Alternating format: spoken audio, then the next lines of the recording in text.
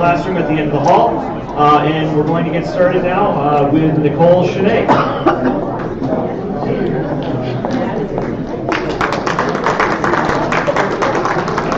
Wow, thank you. So, my name is Nicole.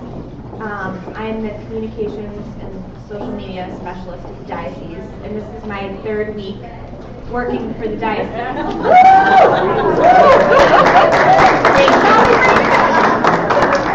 I was joking with Danielle that I need a shirt that says "No pressure, Nicole," because every day there's something new. Danielle will say, "Oh, it's your second day. We're having this big conference. You know, there'll probably only be like 20 people there, and we want you to stand up and give a presentation. So can you do that? Okay, thanks." So here I am. But my background, to give you an idea, is internet marketing, web design, social media, and writing content for the web. So I'm thrilled to be here and working with the diocese. There's a huge opportunity within the diocese, in the parishes, in the schools, in the ministries, to grow on social media. And I was also telling people this morning that I'm used to convincing clients that they need social media, and they tell me, "I don't want it, I'm resistant, no thank you, why are you here? Who sent you here?" So this is really nice to have people who want to be here. So thank you for staying and listening, and for being here. My contact information is on our website. It will be here, it will be on the Techday website, but feel free to email me or call me if you have questions. The diocese wants to be as available as we can for you, to help you and give you suggestions. So make sure that you take advantage of that. Okay, let's see if I can, oh, it worked. Okay. So a lot of you, Corey, you're so good. Of course it works. I was nervous. I had a dream that the clicker didn't work. And I had to walk around and show you pieces of paper. So already this is going better than I thought it would. A lot of you may be asking, what can social media do for my parish, or for my ministry, or for my school, and why do we need it? And I'm here to tell you that it's going to become an extremely useful tool for building community and fellowship within whatever organization you're representing. So the snippets you see on the slide, hopefully you can read them, but again, they'll be online as well. They're from the United States Conference of Catholic Bishops website, specifically their social media guidelines page. So I'm sure you're all familiar with that website. They give us a lot of good information. And they say that social media can be powerful tools for strengthening community, that they can support parish and diocesan communities in a bunch of ways. They can connect your parishioners and your youth who are on social media and have similar interests. You can share information about what's happening at your church or in your ministry or in your school. And you can engage with people. There is a woman who calls herself a digital ministry expert, and I read a few of her books, and I actually tried to read one of them last night before I got here, and I got pretty far through it, but I'm pretty tired today. But anyways, she's fabulous, and that's worth mentioning, and I can let you know the name of that book if you're interested. But she says that social media gives churches a tool to extend their reach beyond people who show up at Mass every week or volunteer or come to ministry. And she tells us it's possible to have conversations and build relationships with people who maybe cannot get to Mass for whatever reason, or they're shut-ins, or for whatever reason. It gives you the opportunity to reach people who need to be reached. So that's a big consideration today. Social media is going to support and enhance your church community or your ministry. It can extend witness to the sacraments, but it's not a replacement for receiving the sacraments. And Danielle kind of touched on that earlier. So that being said, the social media platforms we're going to talk about today will give you an opportunity to connect and engage and foster that culture of fellowship that's so important within your church or community. And we're just going to briefly talk about some best practices for getting started and give you some examples of how organizations within our diocese are doing really well on social media. So you may have seen these. It's Social Media Explained, and this is the church edition. So it shows you the different social media platforms. So on the top it's Facebook. So I like my church. You go on Facebook and you like things. With Twitter, you say, oh, I'm listening to a hashtag sermon. We'll talk about hashtag later. And we're actually live tweeting from here today, which is kind of exciting. With YouTube, here's a video of my church. With Instagram, here's a vintage photo of my church. Pinterest, oh, here's some craft ideas for Sunday school. In Google, I'm a Google employee who goes to church. It's kind of an inside Google joke. But at any rate, this gives you an idea of sort of how there's a million different ways to say the same thing on social media.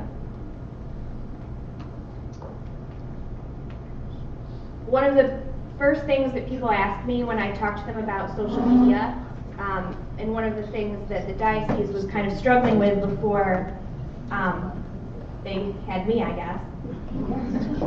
No pressure, Nicole. Is the time commitment.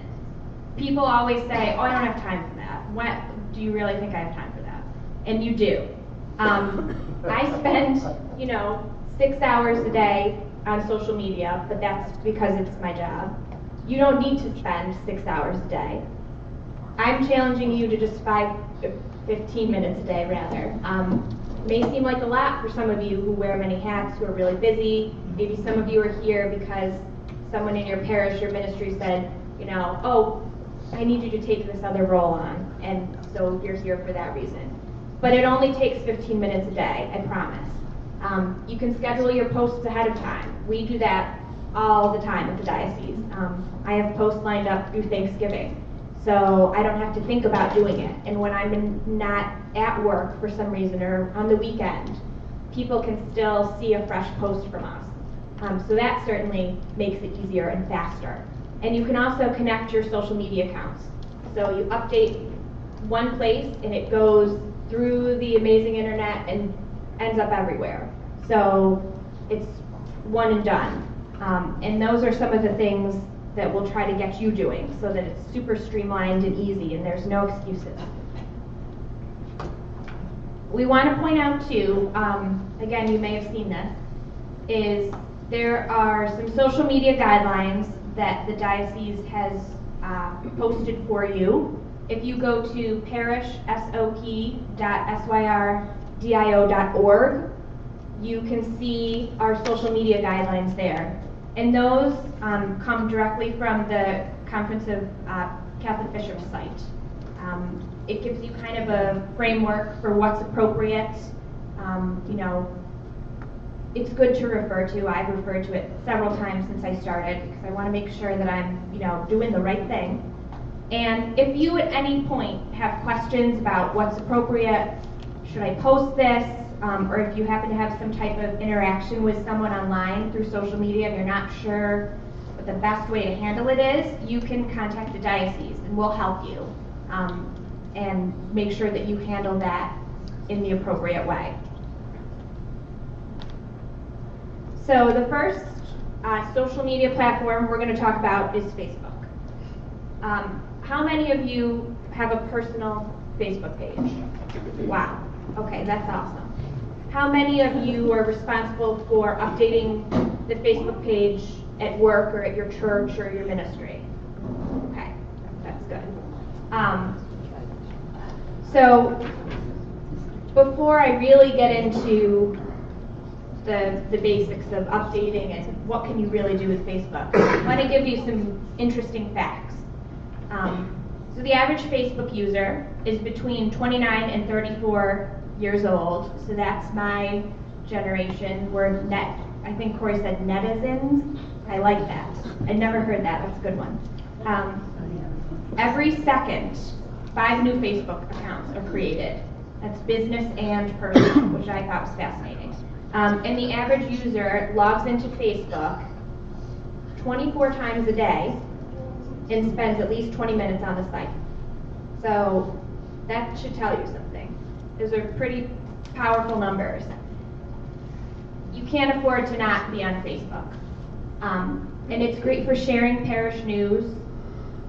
It's like an extension of your church bulletin, really, is what Facebook can become.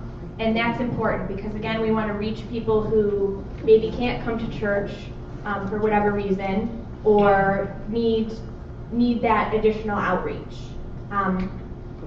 It's wonderful for creating and highlighting upcoming events in your ministry or your parish or your school. It's wonderful for sharing videos. We share all the videos that Rick from Catholic TV posts on Facebook. People love video. It's an extremely powerful tool for your church or for your ministry. I could do a whole nother presentation on why video is so important for you. But maybe next year we'll do that. And Facebook is huge for engaging people. You can have a conversation on Facebook. Maybe you don't have that opportunity to have a conversation and an interaction with everybody who comes to Mass on Sunday, or everyone who picks their kids up at school, or everyone who comes to youth ministry every week. So you can either have new conversations or extend those conversations with social media. And that gives you a lot of opportunity to reach people. So I want to give you an example of how one of the parishes in our diocese is using Facebook. This is the page of St. Joseph and St. Patrick Church in Utica. They are represented here today, and they are doing a wonderful job. They use social media in the way that I hope the rest of you will use it. They're trying to keep their parishioners informed of what's happening, but they're also posting interesting stuff. I always tell people to go by the 80-20 rule on social media. 80% of the time, you post about things that are directly relevant to your business or your organization. So Mass times, announcements from church, youth ministry has been rescheduled, those type of things. And then 20% of the time, you post about things that are just funny or interesting that you think might get people talking. So if there's an SU football game, you can say, go SU and post a picture, things like that. Or the first time it snows, you can post a beautiful picture of the snow. Whatever you want to do. But 20% of the time you want to do something fun and exciting to keep people interested. You can see that they're doing a great job of that. They post, today is All Souls Day, and they give you a little picture Pictures are great to use. But then they also post quotes. That's a quote from Pope Francis. And you can see where that big arrow is that people liked that post. 7 people liked it. They thought it was great. And there were also 2 comments. So people liked it so much they felt like they had to say something about it. So the question you might be wondering is, what does a like have to do with it? See what I did there? Does anybody get it? Okay. I thought maybe. Thanks, Danielle. So the moment I like something on Facebook, Facebook will tell everybody. Facebook is like that girl in high school that knew all my business that would tell everybody right away before I wanted anybody to know.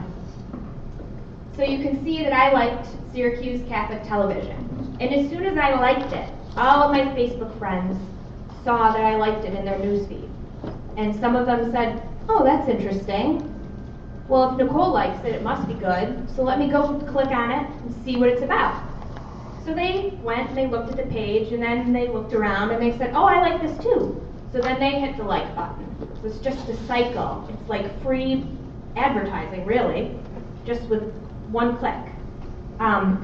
You can also see that's a picture of some comments and likes that the diocese had on one of our posts. 28 people liked it, and then we had a bunch of people start commenting. We also had 3 people share it. They liked it so much that they hit the like button, and then they shared it too. So again, it showed up on their page, all of their friends saw it.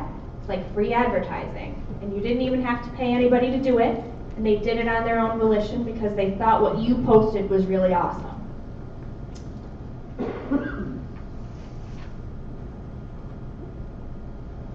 Okay, so again, most of you probably know how to post on Facebook, but I'm operating under the assumption right now that maybe you don't, or that's all you know how to do. All you know how to do is post something.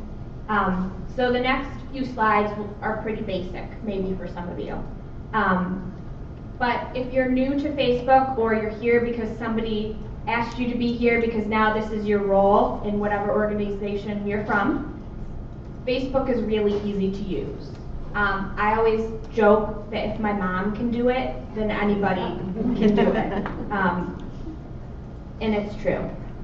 So all you have to do is type in that box. It asks you, hey, what have you been up to? And you don't want to ignore Facebook, so you should answer it. So you say, whatever you want. You just start typing, and then you hit that nice little blue button, and you're done. But what I really love about Facebook, and the diocese, again, I do this all the time, and it's great and easy, makes my life simpler. You can schedule a post. This is great too for people who maybe work, 1 or 2 days a week at their church, or they're in the school and they have a million other things to do, and they need to continue establishing that presence on Facebook, but they don't want to be tied to updating it constantly. So to schedule a post, you can just start typing. See, this is where you'll type your message. And then you click the little arrow next to the blue button, and it gives you some really great options. And now, as of a few weeks ago, you can backdate a post. So if you realize, oh, I forgot to post something, Danielle is going to be really mad, I can backdate it and she'll never know. I haven't actually done that yet, but so that's another option. Or you can save the draft. If you think, oh, I don't know if so-and-so is going to like this post, but I don't want to forget what I said, you can save it, and then you can talk to whomever or do whatever, and then you can post it later. So Facebook is really intuitive and makes it really easy for you. You can see too at the top there that at that time I had a post scheduled for the future. So it tells me, gives me a list of what I've scheduled. And if I think, oh, maybe I should edit that, or oh, the Catholic Sun just sent me a picture I should add to that post, I can go back and edit posts, whether they're saved or scheduled or they're already live. You can edit or delete at any time. So don't feel like once you post it, it's there and it's gone, and if you made a typo or said the wrong thing or whatever, you can always fix it. So don't worry about that aspect of it. The other thing that I think will be really great for all of the ministries and parishes and schools is the ability to create an event on Facebook. It's really the same as posting a status update, so it doesn't require any other exciting special skills. What's great about this is you can create that event, you can invite people to it, and then you can track who's coming, who isn't coming, who's maybe coming. So you could reach out to those groups of people, keep those people on a separate list and talk to them about, why did you want to come, why didn't you want to come. That gives you some insightful marketing tools.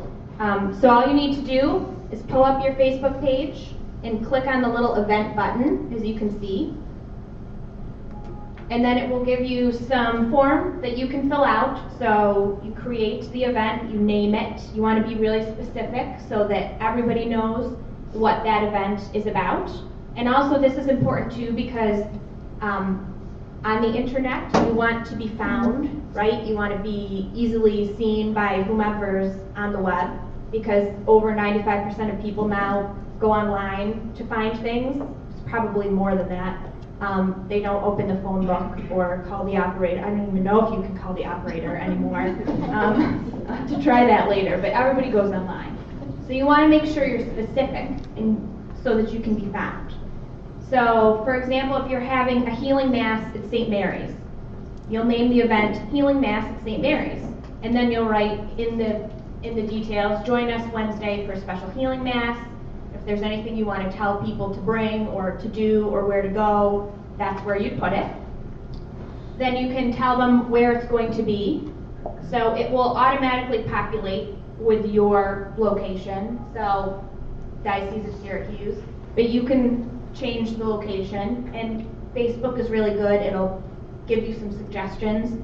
So you can usually just start typing and then you'll see where you want and just click on it. So that makes it easy too. You can add a start and end time.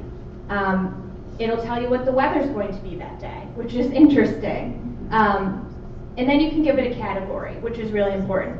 There is a category under community for religious events, but if it's more appropriate, you might choose something else like fundraiser or family event. And you want to, again, make that really specific so that people know exactly what they're getting into.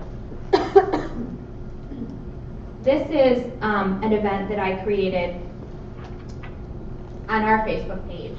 And I want to remind everyone too that on the diocese website, we do have an events calendar and we welcome everybody from all over the diocese, schools, ministries, parishes, to submit events to us so that you can plan ahead. So if you're having that healing mass at St. Mary's, but St. Joe's is having a healing mass the same night and you're just right down the street from each other, maybe you want to think about changing the date or talking to them so that you can plan as a diocese. So don't forget to visit our website and submit some events to us so that people who visit our site can also find out what's happening in your parish. So that's a good tool for you guys too. But as you can see, there's a description, it tells you where it is, it tells you the date. People can also comment and you can have conversations about the event. And on the side, you can't really see that little green box, but Facebook provides you with analytics and information about how well your page is doing. And we will be posting some more information about that online for those who are interested in tracking that. But that's where it will tell you, this is how many people saw it, this is how many people clicked on it and looked, this is how many people are coming. So you have a really good view of how well your posts and your events are performing. And I challenge everybody to go back and create a Facebook event, even if it's just for Sunday Mass or something that everybody knows is happening every weekend already. But just try it, invite some people, get comfortable with how it works, and then you can start using it in new and in different ways too. So again, there's lots of ways you can use Facebook. There's a million things you can do with it, and we'll have some really cool user guides available online that you can download and print or keep them on your computer and share them with people. But this was just kind of a basic overview of how you might want to use Facebook. The Diocese Facebook page is at facebook.com Diocese of Syracuse.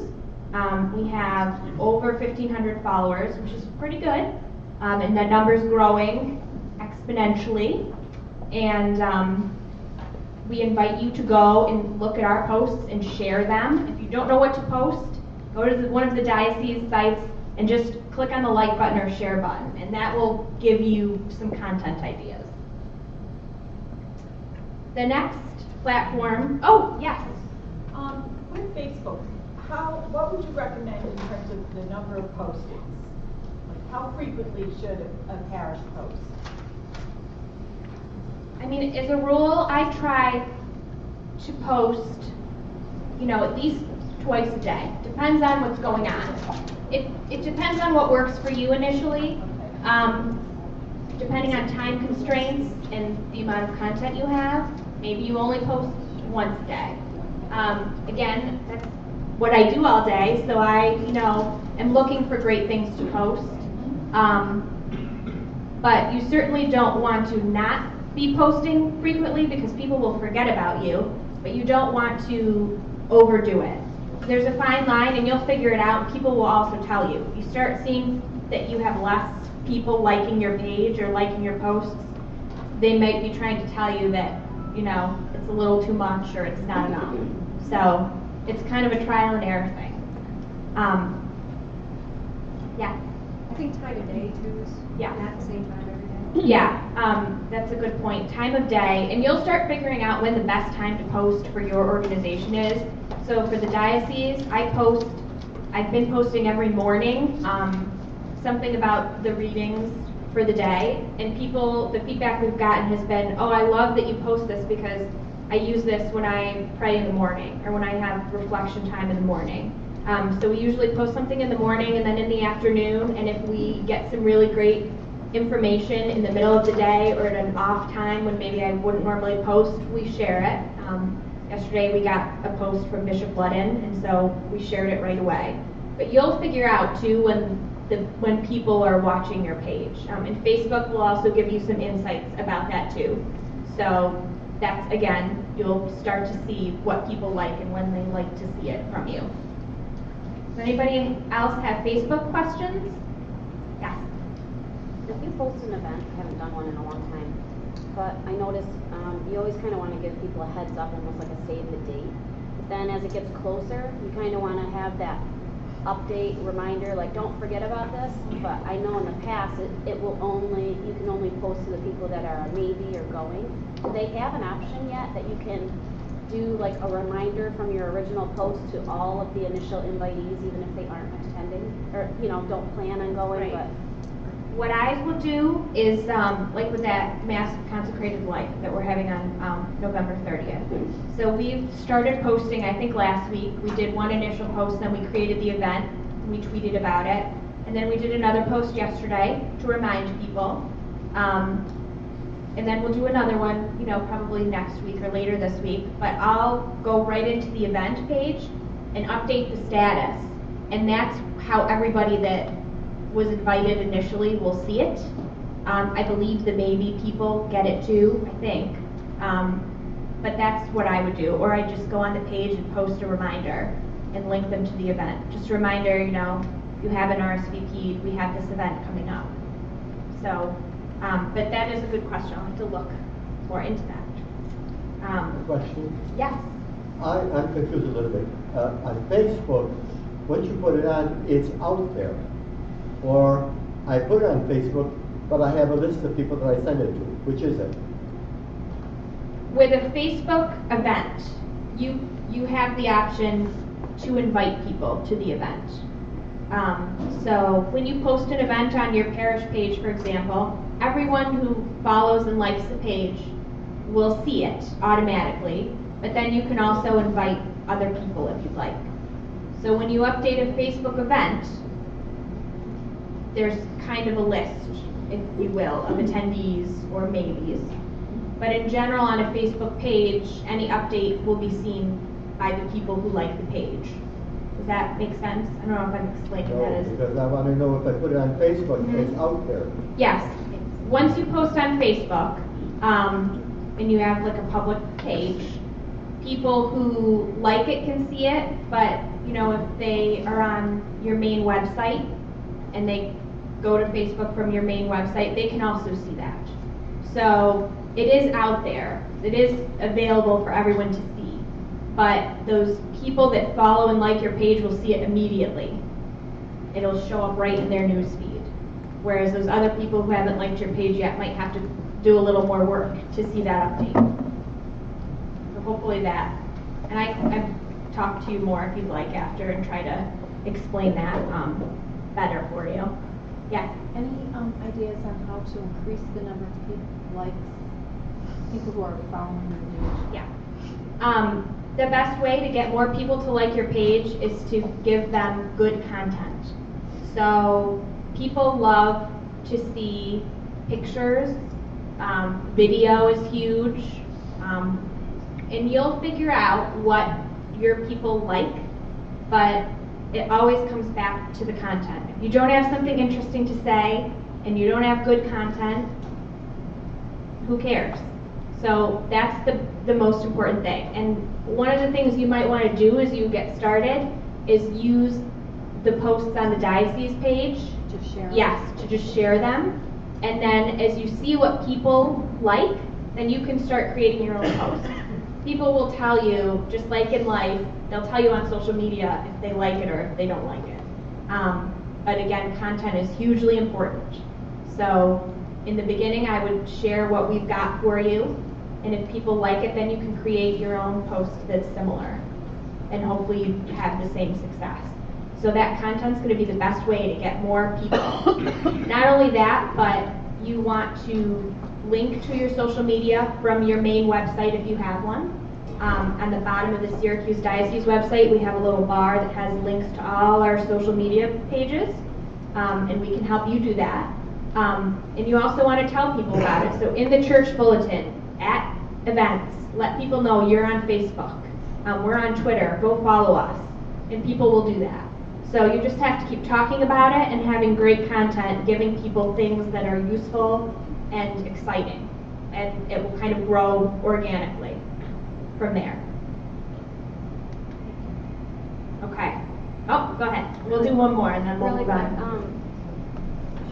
should you restrict in any way people posting anything? Or block if necessary? I don't know. Say someone gets on there that's like, Right. Catholic. Right. It's kind of a blessing and a curse, I guess, with social media. It allows people to have another platform to say whatever they want to say.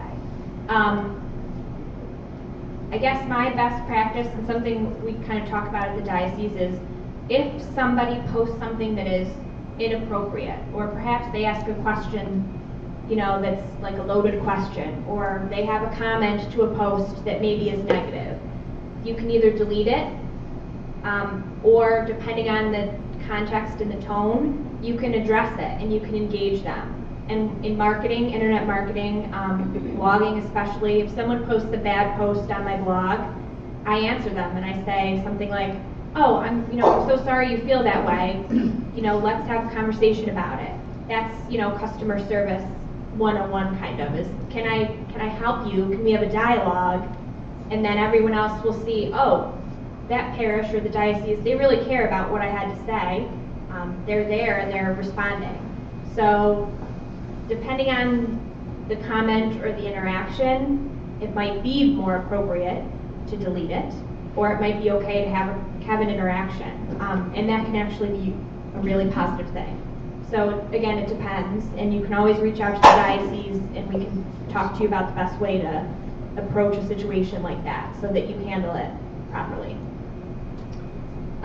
So moving on to Twitter, everyone keeps saying that is such a funny name for something, and it is a really funny name, but you can get really great results from Twitter as well. Again, I'm not live tweeting right now. It would be amazing if I were, but we'll be tweeting all day from this event so that people who are not here can see what we're up to. So why Twitter? Why should you use it? Twitter is a great way to get news out. 20% of people in a recent survey, they don't go to a news site like NBC.com or Fox News or whatever, they go to Twitter for their news, because lots of breaking news stories in the past few years have broken first on Twitter. So I think it was 2010 when that Captain Scully landed that plane in the Hudson River. The first picture and information about that before any news story got it was on Twitter. That's where the story broke. So Twitter there's millions and millions of people on Twitter all day. That's all they do, they sit on Twitter. So for your purposes, Twitter's a great way to get things out fast. You have 140 characters in which you can tell people something. So it can be a learning curve to figure out, well, how do I say everything I have to say to them in that short of characters, but you'll figure it out. An example here I have, there's the diocese Twitter. You can share videos and links and all types of good things. And you can also get the word out fast. So the example I had was Mass at St. Mary's has been canceled because there's a water leak. So stay tuned on Facebook and Twitter and we'll update you with the Mass schedule. So if you have people that attend your ministries or your parish or your schools, it's great for schools. You know, we have a snow day, maybe someone didn't listen to the radio or the news that morning and school's closed or there's a delay. You can tweet about it, and people can see it immediately, and you can also have a conversation. So it's just another way to engage and reach people. And these are a couple of examples of how organizations in the parish are using Twitter. I have to say we have a lot of organizations and parishes especially who are using Facebook really well, and I'm happily surprised at the amount of you who are using Twitter as well. This is Bishop Grimes Athletics. They do a really great job. They live tweet from sporting events, which is really cool. And they do a wonderful job of this. And then this is St. James in Syracuse. They post quotes, they post information, news, links to other news stories that they find interesting, and photos. So they're using it again as an extension of their church bulletin, reaching people just in another way when they're not at Mass or at ministry or wherever. So Twitter, a lot of people are especially resistant to Twitter. I can get them to use Facebook, but they just don't want to tweet. But it's really easy. And again, you can connect Twitter and Facebook. So maybe you just update Facebook and it goes to your Twitter automatically. And then you never actually have to tweet if you don't like it. It is funny. The jargon is very funny. But all you do, just like Facebook, is you start typing in the box. Twitter doesn't ask you what you've been thinking or what you're doing, but you just have to tell them. So you just start typing. See the little red box? Hopefully you can see that. That will tell you how many characters you have left to use, and it will the number will change to red. The little minus sign in front when you've run out and you've said too much. It will tell you. It won't let you post. You can also add a photo if you'd like. Just like Facebook, you can share photos as well. And one of the things that I was joking with Danielle about is the hashtag, and bringing the hashtag up today, because it's kind of confusing, and people say, that's a pound sign. What is the hash brown? I had a client that called it hash brown forever. I used my hash browns. Oh, I'm so proud of you. That's great. And it is kind of funny, but he was just so happy that he used his hash brown on social media. So you can call it whatever you want, but the bottom line is it is important. In layman's terms, I've struggled with how to describe this, but the easiest way is the hashtag is an indicator. It's a tool that helps your updates to be found online. And it also organizes your updates for you. So the hashtag will become a handy little helper for you once you figure out how to use it. So as you can see, there's an example of how we use a hashtag. We want people to know, people who are looking online for healing masses, or they're looking for what's happening at Holy Family Church, or they're searching for what's going on in Syracuse. We put that little pound sign little hashtag in front of certain words or phrases. They become links that people can click on.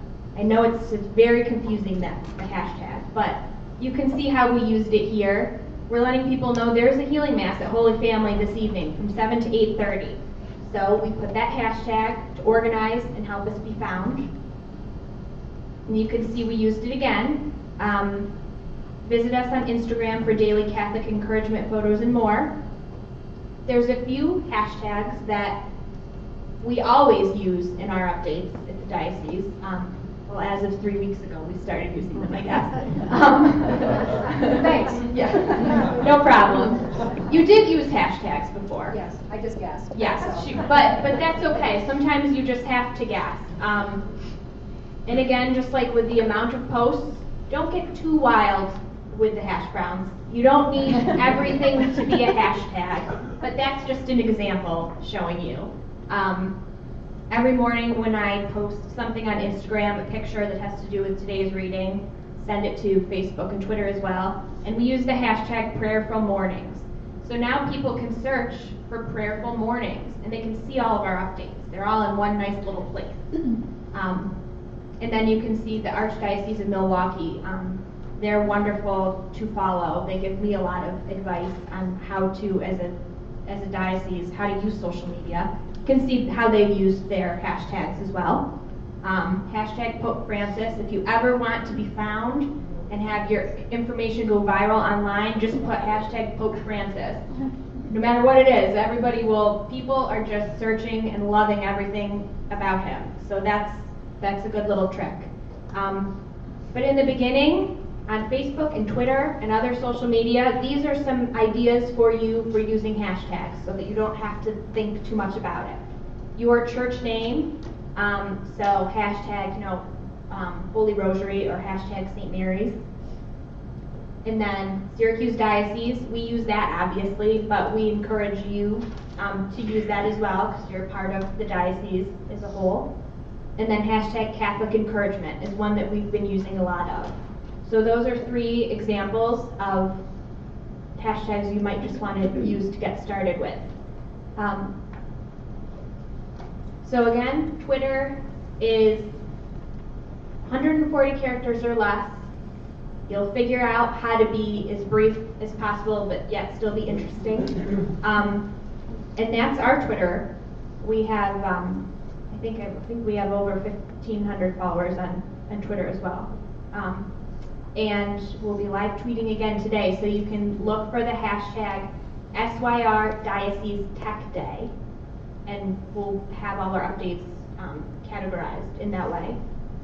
When you get on Twitter again, like Facebook, you can just join Twitter and start, it's called retweeting, retweeting what we're doing, what other parishes are doing, what the Pope has to say, what the Vatican has to say. They have some very interesting updates.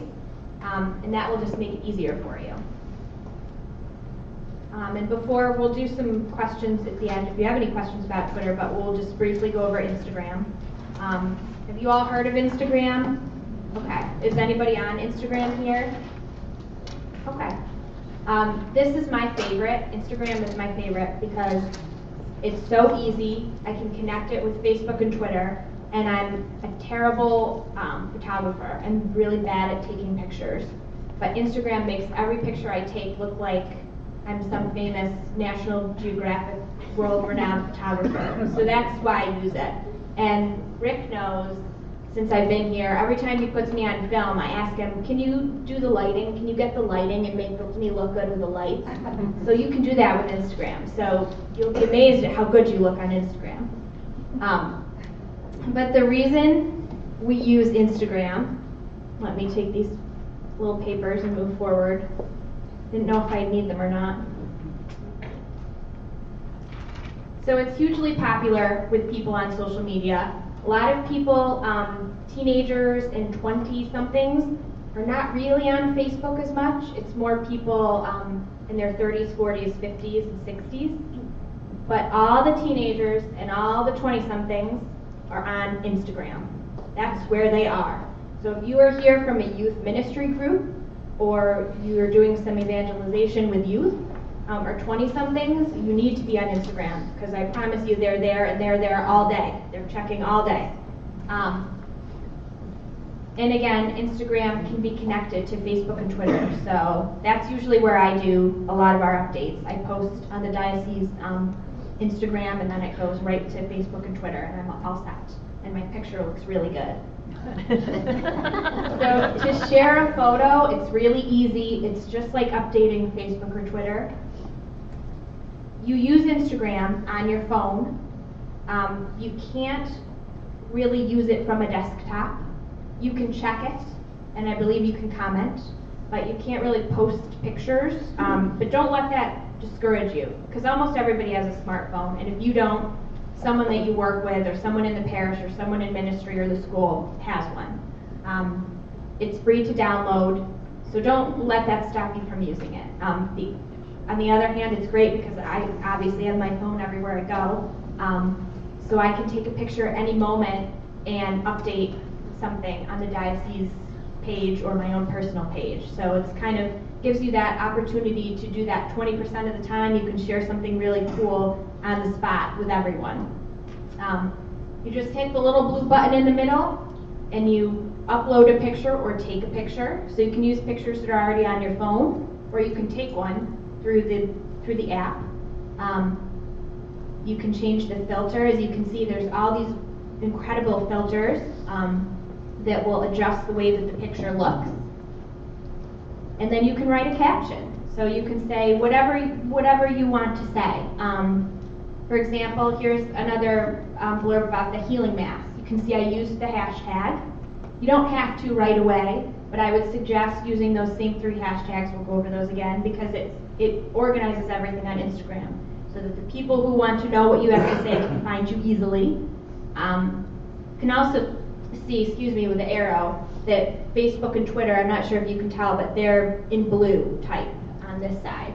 And that's because I hit the Facebook and Twitter button because I want my update to go to those sites as well. So that's how easy it is. And this is really what I rely on as a social media person and marketer. I love Instagram. It just makes it so much easier. And hopefully you'll have that same experience.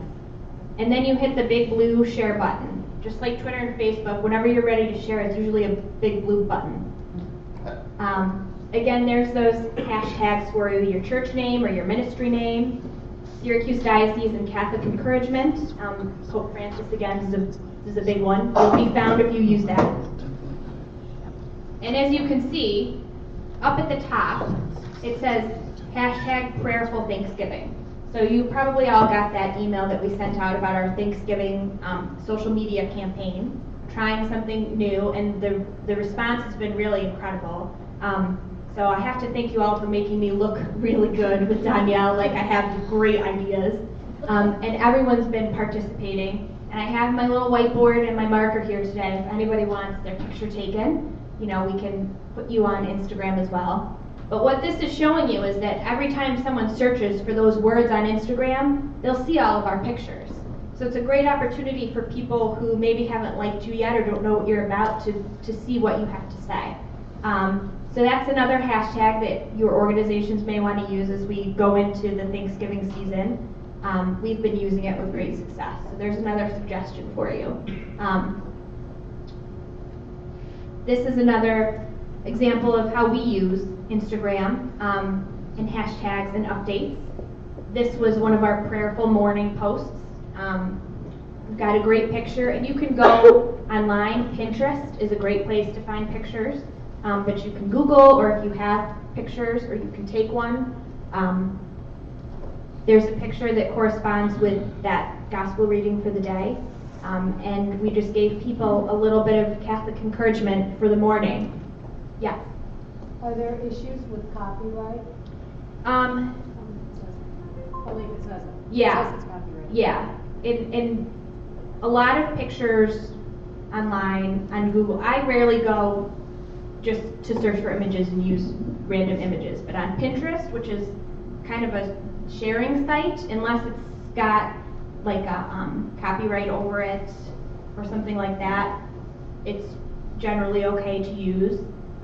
There's certainly a whole nother hour and a half, we could talk about all of those things online. But again, if you have questions, you can always ask us, and we can help you with that. So far, so good, but generally, I like Pinterest for that reason, because people are uploading things themselves and sharing them, and so they're there on the web for everyone to use. So, Yes. with Instagram, you Yes. can get more than 140 characters. Yes, correct. They may restrict you with the amount of characters, but I haven't had so much to say yet that they've cut me off, so, I mean, you should be good, yeah. But Twitter really is the only one that restricts you with those 140 characters or less. That's our Instagram. We've posted some pictures already today, and we'll be posting more. Yeah? Just a question on the Instagram. It's not limited to the characters, but 30 hash browns. Yes, that's right. Thank you. You can use a maximum of 30 hashtags or hash browns. Thank you. If you're using that many hashtags, it's kind of excessive. But so you're only restricted with the hash brown intake on that. But that's our Instagram account. It's fairly new. We started it when I got here. So please like us. I think we have 39 people that like us.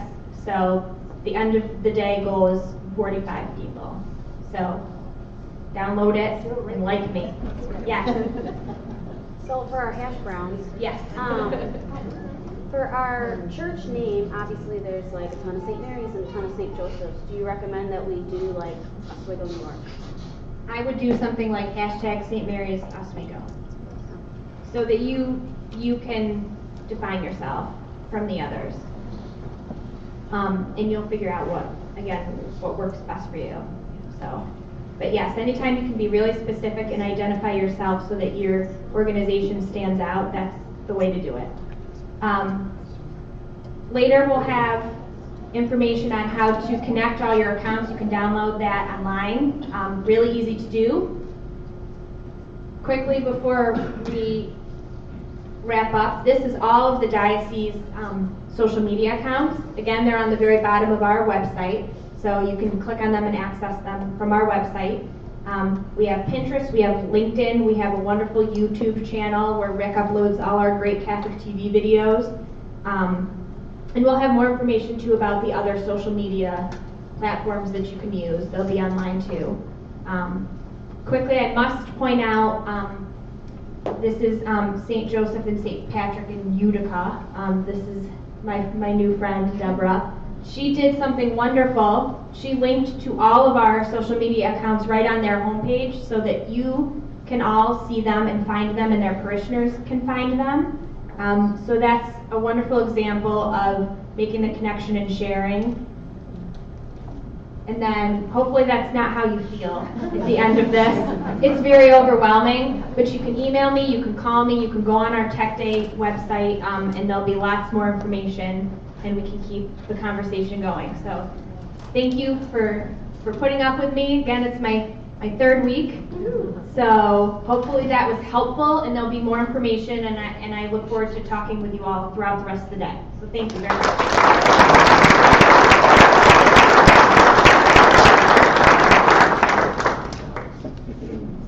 Thank you.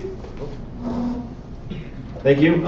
We're running just a little bit behind, so I'm going to try and cut the space between the presentations down just a little bit. We'll start the next presentation here, which is going to be, let's see, in this room it will be developing mobile applications to engage your community, and we'll start that in about 5 minutes.